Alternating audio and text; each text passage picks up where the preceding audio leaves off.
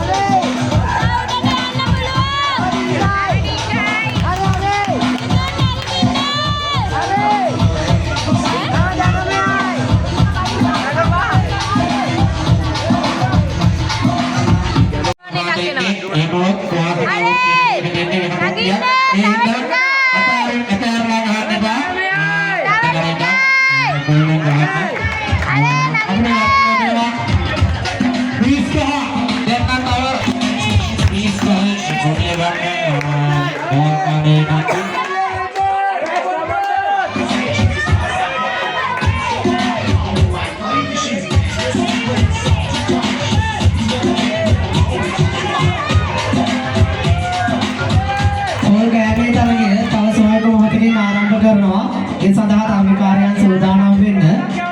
කොල්ලතුන් වීමට තරකරුව නොමැති නිසා දෙන්නයි තාම ලබා දෙන දෙමිනිටි ප්‍රවේශ පත්‍ර අරන් තියෙන දෙන්නයි.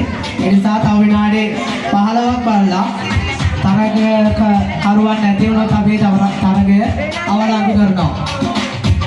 මොකද මුදල් අපි නැවත කොල්ලතු විවීමේ අයට ලබා දෙනවා. මොකද දෙන්නෙක්ගේ තරගයක් ආරම්භ කරන්න බෑ.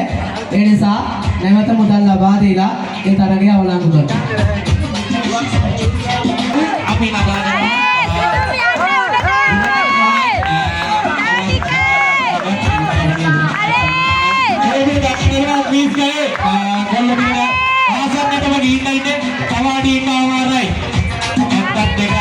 ප්‍රමාණයක් තියෙන්නේ. තව පොඩි ප්‍රමාණයකින්